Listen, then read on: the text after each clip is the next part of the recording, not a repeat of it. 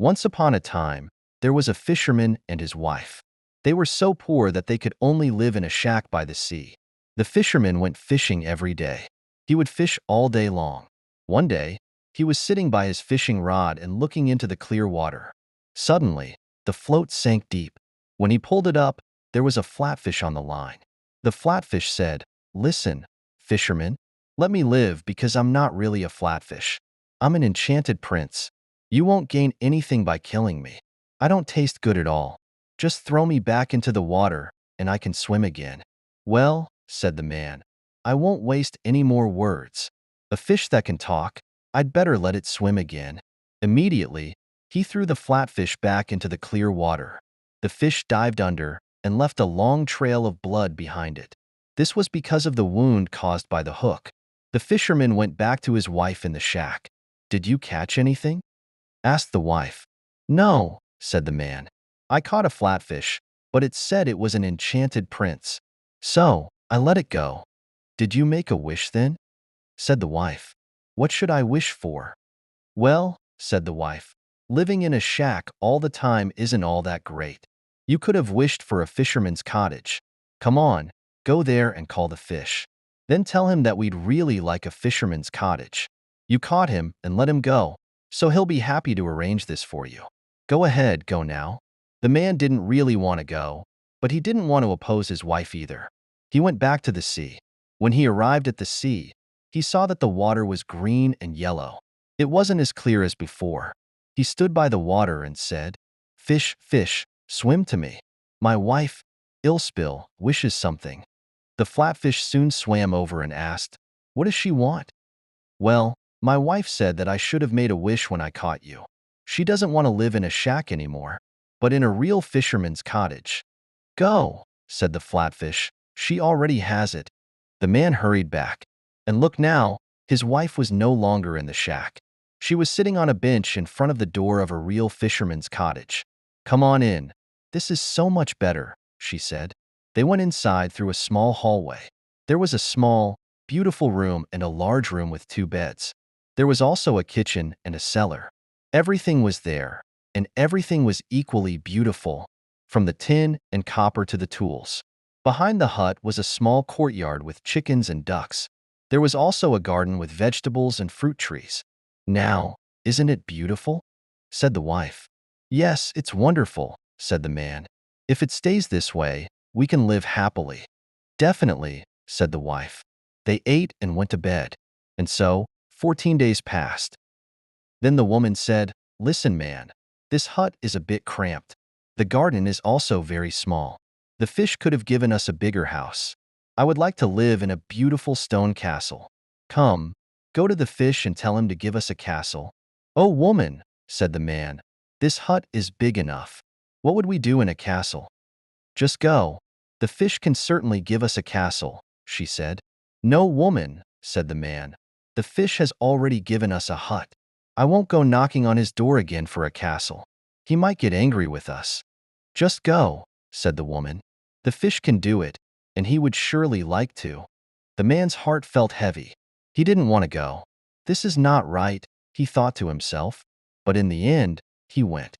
When he arrived at the sea, the water was completely violet and dark blue. The waves were now gray and thick. He stood by the water and said, "Fish, fish, swim to me. My wife, Ilspill, wishes something." "Well, what does she want?" said the fish. "Oh," said the man sadly, "she wants to live in a big stone castle."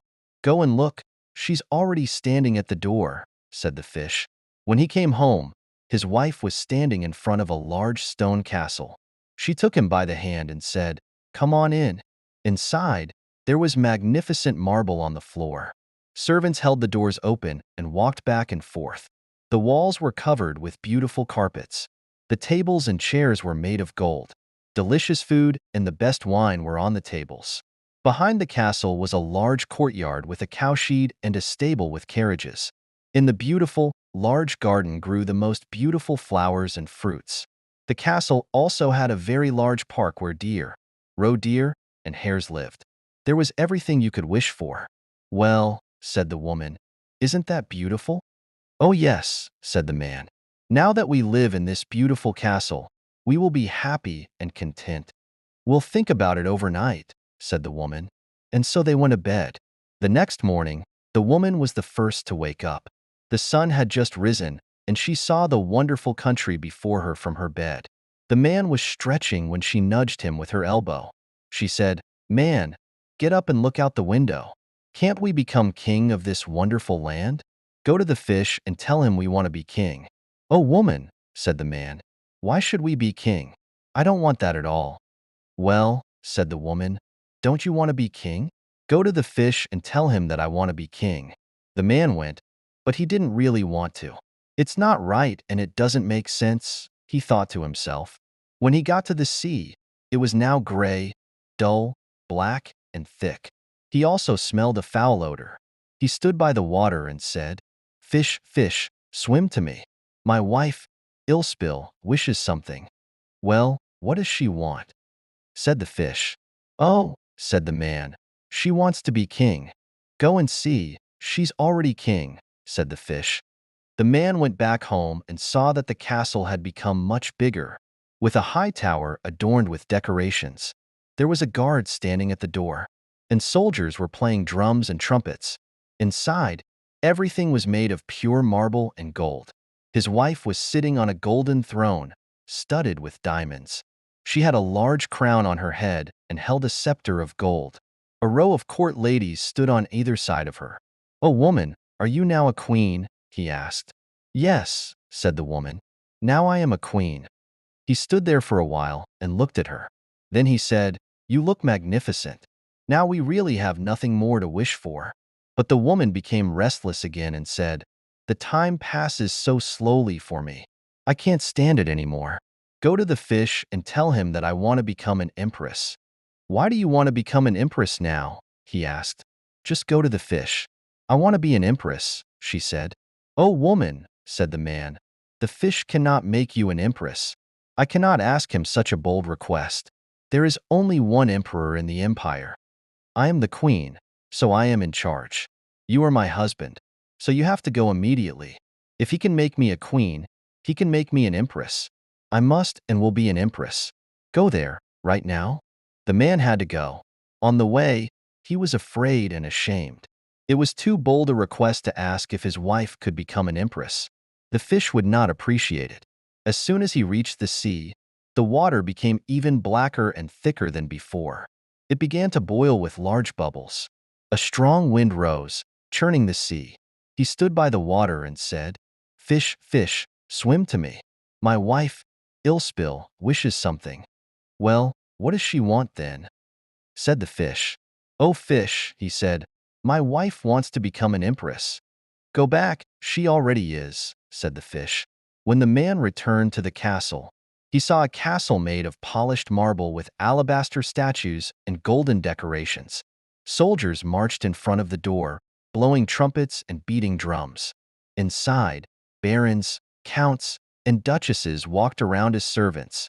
They held doors open for him, which were made of pure gold. Inside, his wife was sitting on a high golden throne. She had a golden crown on her head, studded with sparkling diamonds. In one hand, she held a golden scepter, and in the other, a golden globe. A row of attendants stood on either side of her, ranging in size from dwarfs to giants. In front of her stood a row of princes and dukes. The man stood among them and said, "Woman, are you now an empress?" "Yes, I am an empress," she said. The man looked at her closely, and after a while he said, "Oh, woman, how beautiful you are now that you are an empress." "Man," she said, "why are you still standing there? I am now an empress, but I want to become a pope. Go to the fish." "Oh, woman," said the man, "what do you want now? Becoming a pope is impossible. There is only one pope in all of Christendom." "Do not complain," said the woman. "Whoever can make me emperor can also make me pope. I am the emperor and you are my man. You must listen to me, so hurry up now." The man became afraid and went there with trembling knees. A strong storm blew over the land. The clouds raced through the sky. When dusk came, the leaves fell from the trees. The water churned and roared. The waves crashed onto the beach. In the distance, he saw the ships dancing aimlessly on the waves. Yet, the sky was still a bit blue in the middle. The heavy weather seemed to be drifting southward. He went to stand by the water, huddled in fear, and said, "Fish, fish, swim to me. My wife, Ilspill, wishes something." "What does she want then?" said the fish. "Ah," said the man, "she wants to become pope." "Go home, she's already pope," said the fish. When he came home, he saw a magnificent church surrounded by palaces. A large crowd stood at the door. Inside, everything was lit up with thousands of lights. His wife was dressed in pure gold. She sat on an even higher throne, surrounded by clerics. On either side of her stood 2 rows of candles as thick as the tallest tower that exists. All the emperors and kings knelt before her and kissed her imperial slipper. "Woman, are you now pope?" asked the man. "Yes, I am," she said. He looked at her directly, and it was as if he were looking at the bright sun. "Ah, woman, how beautiful that you are now pope." The woman did not move and looked down from her high throne. "Woman, be satisfied now. You are now pope. You can't become anything else," said the man. "I'll have to think about that," said the woman. Then they went to bed. But actually, the woman was still not satisfied. She kept thinking about what else she could become. She tossed and turned but could think of nothing. The man slept well and deeply. He had walked a lot that day. Then the sun rose. She saw the dawn, looked at the beautiful light and said, "Wait, can't I also make the sun and the moon rise?" She poked her sleeping husband in the ribs. He was so startled that he fell out of bed. He thought he was dreaming. "Ah, woman, what did you say?" "Man, if I can't make the sun and the moon rise myself, I won't have a peaceful moment. I want to be like our Lord." She looked at him with such a cold gaze that he got goosebumps. "Go to the fish immediately and tell it that I want to be like our Lord." The man fell to his knees and said, "Woman, that's impossible. The fish was able to make you emperor and pope. I beg and plead with you. Come to your senses and stay pope." The woman shook her head so furiously that her hair flew wildly around her head. She kicked her husband hard and shouted, "I can't stand it. I can't stand it anymore. Do you hear me? Go there." The man ran away, very scared. Outside, the storm was so strong that he could barely stand on his feet. Houses and trees were falling over. The mountains trembled. Boulders fell into the sea. The sky was black, and there was thunder and lightning. In the sea, the black waves, with a white crest of foam, were as high as church towers. He went to stand by the water, but due to the hard storm, he couldn't hear his own words. He shouted, "Fish, fish, swim to me. My wife, Ilspill, wishes something." "Well, what does she want then?" said the fish.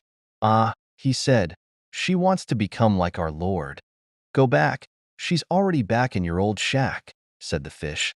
"And they're still there to